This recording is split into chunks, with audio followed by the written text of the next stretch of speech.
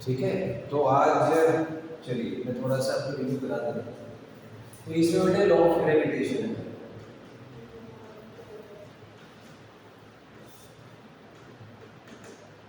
तो ये जो लॉ है एक्चुअली ये सर आइजैक न्यूटन ने प्रपोज किया था और इसमें है कि जो इवेंट हुआ था वो था कि एप्पल ट्री, ऐसा कहा जाता है कि न्यूटन ने एप्पल ट्री के नीचे बैठे थे, वहां पर कुछ ट्री था और यहाँ वहां पे एप्पल लगे हुए हैं और ये मान लीजिए न्यूटन बैठे हैं, तो इनके सर पे जो एप्पल गिरा एंड ही थॉट कि ऐसी कोई शक्ति है, कोई ऐसी पावर है या कोई ऐसा फोर्स है जो एप्पल्स को नीचे खींचता है। फिर इन्होंने ऑब्जर्व किया कि अगर आप अर्थ की बात करें तो अर्थ के अराउंड मून भी रिवॉल्व कर रहा है नहीं, और अगर मून रिवॉल्व कर रहा है तो इसका वेलोसिटी चेंज हो रहा है और वेलोसिटी चेंज हो रहा है तो इसका एक्सेलरेशन है और अगर एक्सेलरेशन है तो फोर्स है। तो इन्होंने ऑब्जर्व किया, इन्होंने कंक्लूड किया कि जो फोर्स एप्पल को नीचे गिराता है उसी फोर्स की हेल्प से मून भी घूम रहा है। जैसे मान लो आप ना एक रस्सी लीजिए, कोई उस रस्सी पे छोटी सी बॉल मार दी, अगर आप इसको घुमाएं तो इसको घुमाया जा सकता है कि नहीं। तो इन्होंने विजुअलाइज किया अपने छोटे एक्सपेरिमेंट्स में कि मून का जो मोशन है अराउंड अर्थ, अर्थ का जो मोशन है अराउंड सन, इवन जितने भी प्लैनेटरी मोशन है all of these are related to gravity. तो उन्होंने कहा कि ये जो फोर्स है ग्रेविटी का, it is not just related to bodies on earth, it operates within the entire universe। इसमें ऑपरेट होता है within entire universe। तो इन्होंने कहा कि अर्थ हो, प्लैनेट्स हो, स्टार्स हो, गैलेक्सीज हो और अल्टीमेटली पूरा यूनिवर्स,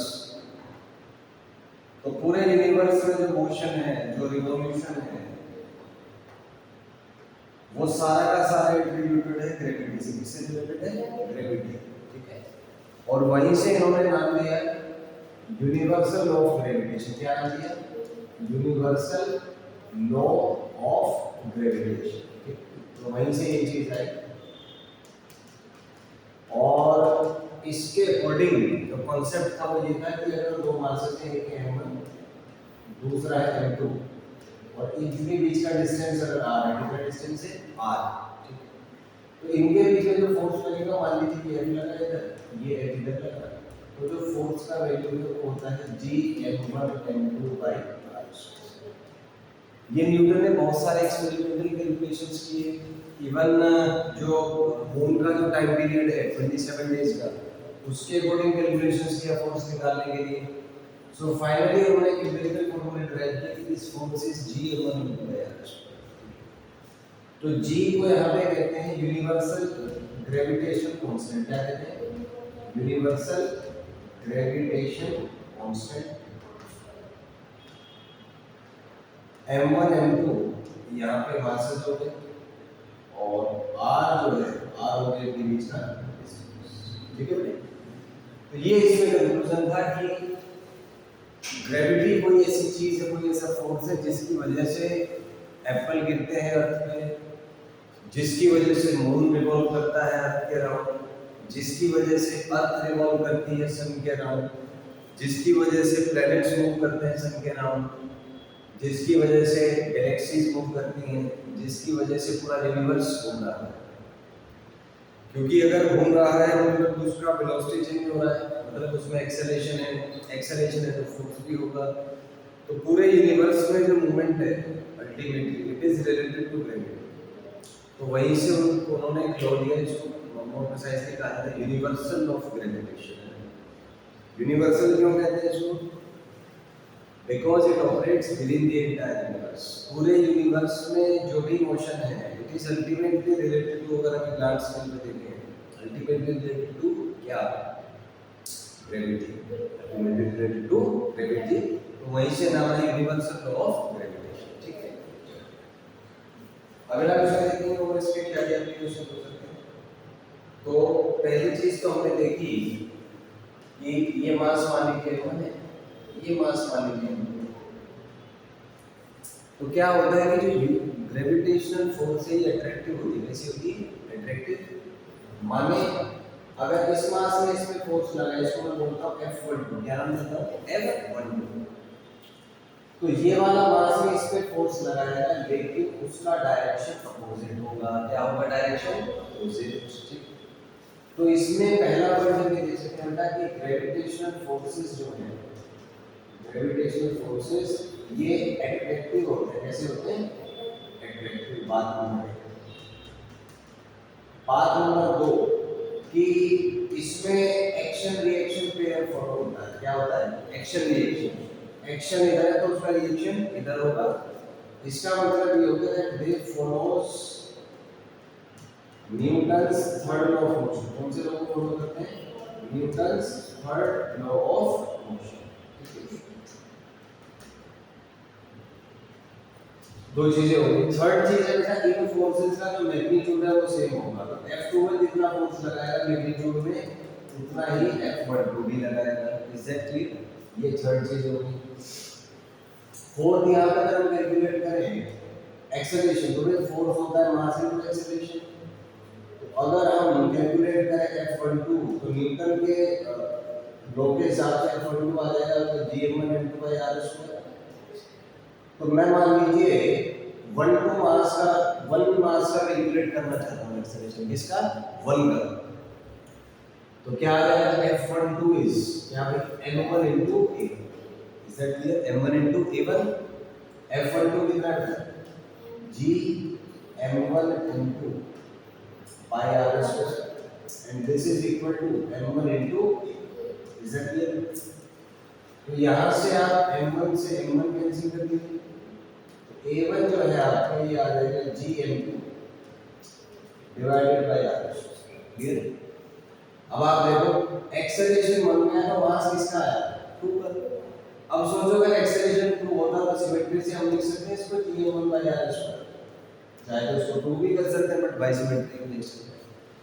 यहां से मैं काम करते हैं, अगर हम इन दोनों इक्वेशन को डिवाइड कर दें तो A1/A2 आ जाएगा M2/M1। क्या आ जाएगा, M2/M1 बराबर है। माने आप देखो 1 का एक्सेलरेशन ऊपर है तो मास नीचे है। इसका मतलब हम कंक्लूजन निकाल सकते हैं कि acceleration is proportional to 1 by mass. क्या कंक्लूजन निकाल सकते हैं, acceleration proportional to 1 by mass. माने अगर मास कम होगा तो एक्सेलरेशन ज्यादा, या मास ज्यादा होगा तो एक्सेलरेशन बराबर है। Is that clear. तो ये हम यहां से कंक्लूजन निकाल सकते हैं। अब मेरे को एक बात बताओ, एक रैट है और एक कैट है, ठीक, विजुअलाइज करते हैं इसको। मान लेते हैं ग्रेविटेशनल फोर्स रैट पे लगा कुछ F1 और रैट ने कैट पे लगाया कुछ F2, ठीक है। रैट का एक्सेलरेशन आया A1, कैट का एक्सेलरेशन आया कुछ A। क्लियर है क्वेश्चन, पक्का। अब मेरे को ये बताओ कि F1 और F2 में से कौन सा वैल्यू, कौन सा फोर्स बड़ा होगा, F1 की F2? दोनों सेम है। F1 is equal to, very good, F1 is equal to F2, ठीक है। सेकंड पॉइंट, अगर कोई आपसे मुझे बताइए एक्सेलरेशन किसका ज्यादा होगा, रैट का, क्योंकि मास का इन्वर्स रेशियो है।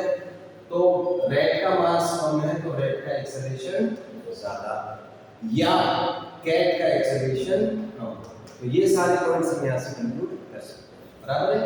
ये बेटे इसमें हमने देखा कि ग्रेविटेशनल फोर्स का एक क्वांटिटेटिव डिस्कशन है ना, कि फोर्स का वैल्यू कितना होगा, प्रॉपर्टीज क्या क्या होंगी उसका, मैग्नीट्यूड में क्या रिलेशन है, एक्सेलरेशंस का रेशियो क्या आएगा, किसका एक्सेलरेशन ज्यादा किसका एक्सेलरेशन कम। तो क्या कंक्लूजन निकाला कि अगर दो पॉइंट मासेस है M1 और M2 तो उनके बीच में जो ग्रेविटेशनल फोर्स होगा उनका मैग्नीट्यूड सेम होगा। बात नंबर 1। बात नंबर 2, डायरेक्शन अपोजिट होगी, मतलब एक्शन रिएक्शन पेयर फॉर्म होगा। बात नंबर 3, जिसका मास कम है उसका एक्सेलरेशन ज्यादा। हमने इसमें क्वेश्चन लिया रेड कैट का, कैट ने लगाया F2, रेड पे लगाया F1, F1 और F2 दोनों के मैग्नीट्यूड सेम होंगे। दूसरी बात, एक्सेलरेशन रेड का ज्यादा होगा क्योंकि उसका मास कम है। तीसरी बात, एक्सेलरेशन कैट का ज्यादा होगा, कैट का कम होगा क्योंकि उसका मास कम है। तो ये सारे कंक्लूजन हम यहाँ से निकाल सकते हैं, बराबर है। चलिए अब नेक्स्ट देखते हैं इस पे। अब एक सिंपल सा क्वेश्चन लेते हैं कि मान लीजिए एक मास है 4 kg का और दूसरा मास है 10 kg का, और मान लीजिए इसके बीच का वो डिस्टेंस है आपका 4 मीटर।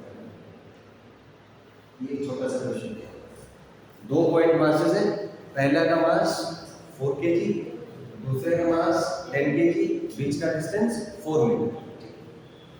तो पहली चीज है बेटा इसमें ना फोर्स पूछा, मान लीजिए इसने इस पे फोर्स F लगाया, ये भी F लगाया, तो पहली चीज आपसे मुझे फोर्स का वैल्यू क्या होगा, G M सेम होगा। देखिए एग्जैक्टली कितना होगा, G M1 M2 by R। Question में ये नहीं पूछा कि सेम है कि डिफरेंट है, वैल्यू पूछा है, तो वैल्यू के लिए तो अपने को वैल्यू निकालना पड़ेगा।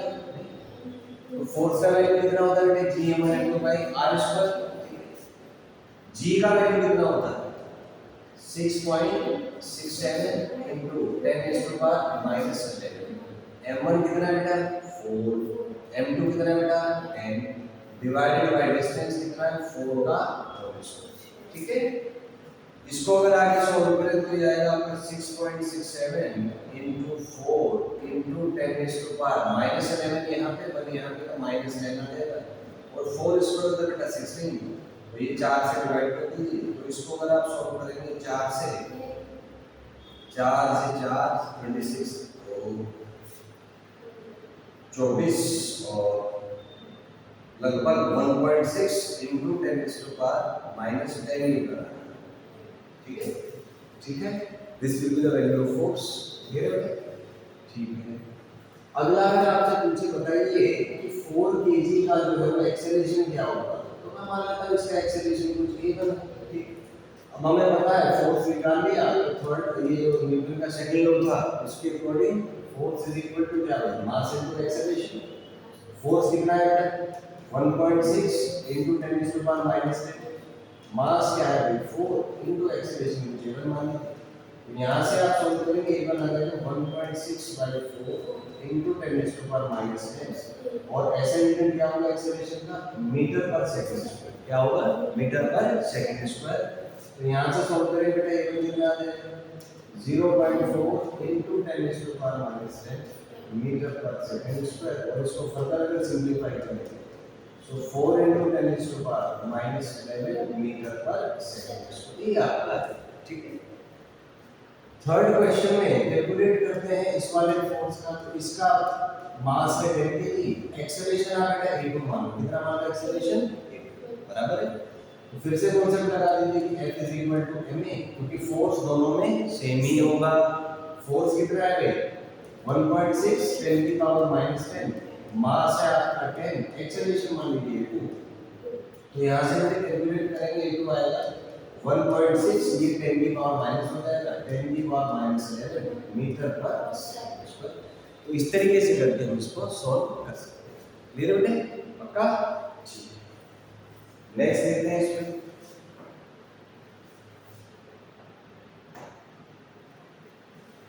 अच्छा, अब ना इसमें हम बात करते हैं एक्सेलरेशन ड्यू टू ग्रेविटी। इस टॉपिक पे एक्सेलरेशन ड्यू टू, और भाई एक्सेलरेशन ड्यू टू ग्रेविटी, अर्थ की वजह से एक्सेलरेशन। ठीक है, इज दैट क्लियर? तो भाई मान लो ये अर्थ है, इसका मास कुछ आप मान लीजिए m, और ये मान लो कोई दूसरा कोई मास है n, और बेटा इनके बीच का डिस्टेंस है, कितना डिस्टेंस है एग्जैक्टली। तो जाहिर सी बात है अब इसको रोटेट करेगी। मान लो इसने फोर्स लगाया है, कितना फोर्स लगाया F, जब फोर्स लगेगा तो जाहिर सी बात है इसका कुछ एक्सेलरेशन भी आएगा, उसको ऊपर ये मान लेते हैं, क्या मान लेते हैं a। तो क्या आएगा पहली बात तो फोर्स का वैल्यू कितना है G M, M1 की जगह ME, M2 की जगह M, डिवाइडेड बाय कितना है R²। क्लियर है? एक्सेलरेशन इसका देखना है तो मैं लिख सकता हूं फोर्स को ma into a, this is your G me M by R²। M से हम आप कैंसिल कर दीजिए, यहाँ से आप सॉल्व करेंगे तो यहाँ से आपका a का वैल्यू आ जाएगा G me by R²।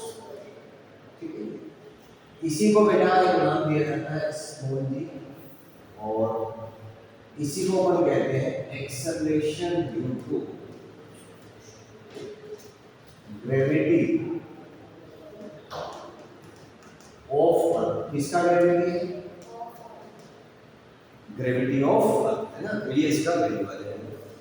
तो यहाँ से हमारे कॉन्सेप्ट आया कि G is equal to GME by R। ठीक है, ये आ गया। अब अगर हम एक काम करें, हम कहें at the surface of earth, क्या चीज? At the surface of earth की सरफेस पे R का वैल्यू अर्थ के रेडियस से इक्वल हो जाएगा, हो जाएगा कि नहीं? यहाँ से अगर कैलकुलेशंस करें तो G का वैल्यू आएगा आपका GME बाई R। ठीक है, अब इसमें मास ऑफ अर्थ का वैल्यू अगर कैलकुलेट करें तो उसके अकॉर्डिंग G का जो वैल्यू आता है लगभग ये 9.8 मीटर पर सेकंड स्क्वायर आता है। कितना आता है? 9.8 मीटर पर सेकंड स्क्वायर। ठीक, तो ये G का वैल्यू आता है। अच्छा, अभी एक चीज है, यहाँ से हम कह सकते हैं कि G है प्रोपोर्शनल टू 1/r²। किसके प्रोपोर्शनल है? 1/r²। अब अर्थ की शेप की बात करें ना बेटा, कोई ओवल शेप है, कैसी है? Oval shape. तो ये हो गया इसका इक्वेटर और ये हो गया इसका पोल।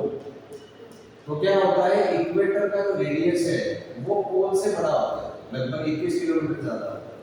ठीक है, तो इसका मतलब अगर हम इस कैलकुलेशंस के अकॉर्डिंग देखें तो ग्रेविटेशन एक्सेलरेशन कहाँ ज्यादा होगा, इक्वेटर पे कि पोल पे? इनवर्स रेशियो में है, तो जहाँ पे r ज्यादा होगा वहाँ पे ग्रेविटी कम।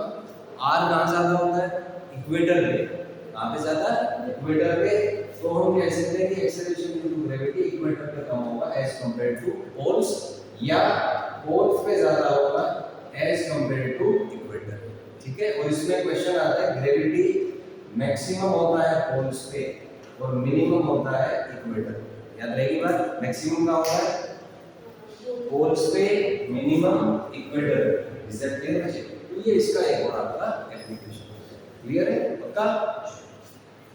अब आइए इसमें ग्रेविटी का जो एक्सेलरेशन इसको यूज करते हैं। जैसे मान लीजिए आपको क्वेश्चन दिया हुआ है कि ये कोई बॉडी है, इसका मास है 40 kg और ये मान लो कि कहीं किसी हाइट पे रखा हुआ है और ये मान लो कुछ 10 मीटर की हाइट पे। कितने मीटर की हाइट पे? 10 मीटर। इसको आपने छोड़ दिया, रिलीज फ्रॉम रेस्ट। क्या चीज? Release from rest. इसको आपने रेस्ट से जो है वो रिलीज कर दिया। इसमें कुछ क्वेश्चंस पूछे हैं, जैसे पहला क्वेश्चन है फाइंड पहली चीज इनिशियल वेलोसिटी। क्या चीज? Initial velocity. तो सोचो रिलीज फ्रॉम रेस्ट, इसको रेस्ट से छोड़ा तो इनिशियल वेलोसिटी 0। रिलीज माने इनिशियल वेलोसिटी 0। तो इनिशियल वेलोसिटी क्या रहेगा? 0। आसान है। सेकंड, अगर आपसे पूछे एक्सेलरेशन क्या होगा इसका, तो जब इसको छोड़ोगे कौन कीजिएगा? इसको ग्रेविटी। कौन कीजिएगा? ग्रेविटी। ग्रेविटेशन फोर्स लगेगा तो यहाँ पे बेटा एक्सेलरेशन आ जाएगा आपका g। कितना आ जाएगा? g।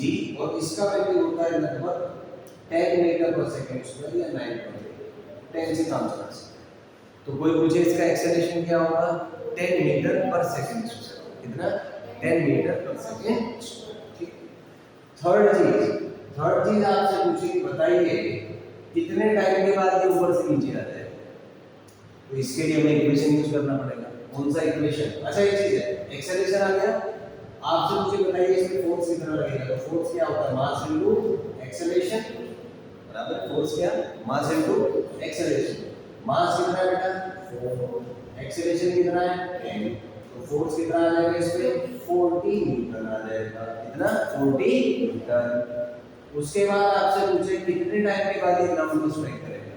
तो इसके लिए ध्यान इक्वेशन आ जाएगा कौन सा? s = क्या? ut प्लस क्या? हाफ at का स्क्वायर। ठीक है, ऊपर से नीचे बेटा डिस्प्लेसमेंट कितना है? 10। इसको नीचे लाने से को माइनस मान लो। इनिशियल वेलोसिटी 0 है, एक्सेलरेशन नीचे है, तो इसको मैं क्या लूंगा? -10 इनटू क्या बेटा? e का स्क्वायर। सॉल्व करेंगे क्या आएगा? -10 = हाफ क्या? -10 इनटू t का स्क्वायर। ठीक है, तो इस वाले -10 से ये वाला -10 कैंसिल। क्या आएगा बेटा? t² = 2। सॉल्व करेंगे t ± 2, लेकिन टाइम नेगेटिव होता नहीं है, टाइम का वैल्यू कितना आ रहा है बेटा, √2, और √2 कितना होता है लगभग 1.41 सेकंड, तो टाइम कितना आ जाएगा 1.41 सेकंड, बराबर है। ये इसकी एप्लीकेशन। अच्छा, अगर आपसे पूछे बच्चे वेलोसिटी कितना होगा, तो वेलोसिटी के लिए कौन सा इक्वेशन, फर्स्ट इक्वेशन क्या था, फर्स्ट इक्वेशन बोलो v इज इक्वल टू क्या बेटा, u plus a into t। कौन सा इक्वेशन है ये, फर्स्ट इक्वेशन ऑफ मोशन। किसको रिलेट करता है, initial velocity, final velocity, acceleration और टाइम। अपने को क्या निकालना है बेटा, फाइनल वेलोसिटी। मान लो इनिशियल वेलोसिटी कितना ड्रॉप किया, 0, एक्सेलरेशन कितना बेटा -10, टाइम कितना आया 1.41। तो यहाँ से अगर आप कैलकुलेशंस करें तो वेलोसिटी आएगा -14.1 मीटर पर सेकंड। माइनस साइन क्या शो करता है, डाउनवर्ड। क्या साइन करता, क्या शो करता है, डाउनवर्ड। तो ये आपका वेलोसिटी आ जाएगा -14.1 मीटर पर सेकंड। यहीं पे अगर आपसे स्पीड पूछे, क्या पूछे, स्पीड, तो स्पीड क्या होता है, वेलोसिटी का मैग्नीट्यूड। क्या होता है, वेलोसिटी का मैग्नीट्यूड। सॉल्व करेंगे क्या आएगा 14.1 मीटर पर सेकंड।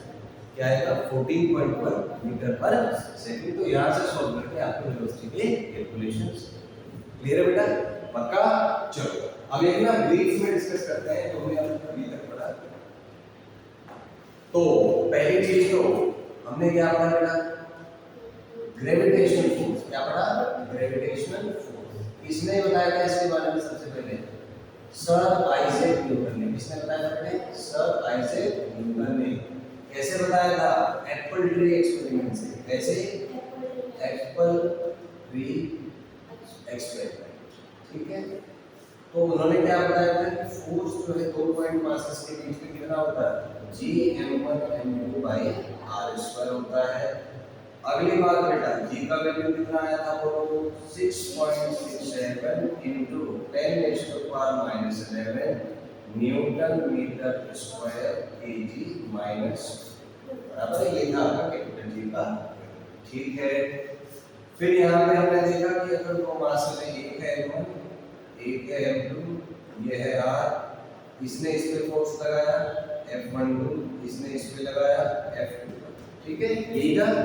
तो पहली बात तो क्या है कि F12 इज इक्वल टू होता है माइनस ऑफ F2, ठीक है। इसको क्या कहते हैं बेटा, एक्शन रिएक्शन कहते हैं। क्या चीज, एक्शन रिएक्शन। एक बात, दूसरी बात, इन दोनों फोर्सेस का जो मैग्नीट्यूड है बेटा, वो मैग्नीट्यूड जी सेम होगा, इज इक्वल टू F, ठीक है। ये हमने प्रूव किया।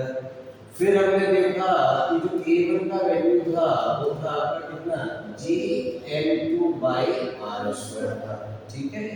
फिर हमने देखा कि जो A2 का वैल्यू था वो क्या था बेटा, Gm1/r² था, ठीक है। फिर हमने देखा कि जो A1/A2 था वो क्या था आपका, M2/M1 था, ठीक है। यहाँ से हमने कंक्लूजन निकाला कि A प्रोपोर्शनल टू है क्या, 1/मास। यहाँ से कंक्लूजन क्या निकला कि जिसका मास बड़ा होगा उसका एक्सेलरेशन कम, या जिसका मास कम उसका एक्सेलरेशन ज्यादा। फिर हमने क्या किया, एक प्रॉब्लम डिस्कस की, रेड और कैट। कौन सी, रेड और कैट। तो बेटे रेड पे फोर्स लगा F1, ग्रेविटी की वजह से कैट पे लगा F2, ठीक है। तो पहली चीज क्या थी भाई, F1 इज इक्वल टू था F2। दूसरी चीज, रेड का मास कम है तो इसका एक्सेलरेशन ज्यादा होगा, तो क्या आएगा आपका A1 is greater than A2। अगली चीज, A2 is less than A1। फिर हमने क्वेश्चन डिस्कस किया, एक मास है 4 kg, एक मास है 10 kg, बीच में डिस्टेंस कुछ मान लो 4 मीटर है। तो फोर्स निकाला कैसे, Gm1m2/r² से। फिर हमने एक्सेलरेशन 1 का निकाला किससे, Gm2/r²। फिर हमने एक्सेलरेशन 2 का निकाला कितना बेटा, Gm1/r²। तो ये हमने इसके बेसिस डिस्कस किया, बराबर है बेटे। इज दैट क्लियर, पक्का। एक बार कंक्लूजन निकालने फिर से। पहली बात तो लॉ ऑफ ग्रेविटेशन किसने बताया था सबसे पहले इसके बारे में, सर आइजैक न्यूटन। इन्होंने, सर आइजैक न्यूटन ने, ठीक है। उन्होंने कैसे फील हुआ था कि ग्रेविटी जैसी कोई चीज एप्पल ट्री। फिर उन्होंने क्या विजुअलाइज किया, उन्होंने सोचा कि मून जो घूम रहा है अर्थ के अराउंड, या अर्थ जो घूम रही है सन के अराउंड, या सन जो घूम रहा है मिल्की वे के अराउंड, या मिल्की वे जो घूम रहा है यूनिवर्स में, या पूरा यूनिवर्स जो घूम रहा है, पूरा यूनिवर्स मोशन में है, तो उन्होंने कहा ये वही फोर्स है, एप्पल को जो गिराता है फोर्स, जो एप्पल को एक्सेलरेशन प्रोवाइड करता है, वही फोर्स बाकी चीजों को भी घुमा रहा है। और वहां से नाम है यूनिवर्सल लॉ ऑफ ग्रेविटेशन। क्या नाम आया? Universal law of gravitation. बराबर। फिर हमने क्या किया इसमें, फोर्स का फॉर्मूला कितना आया था, G1/r²। फिर A1 का वैल्यू निकाला, फिर A2 का वैल्यू निकाला, ठीक है। फिर उस पे बेस हमने कुछ क्वेश्चंस के बाद उसको बेटे नोट करो, पहले वाले दिन किए होगा, चलो इसको नोट कर लो फिर से, ठीक है। Thank you.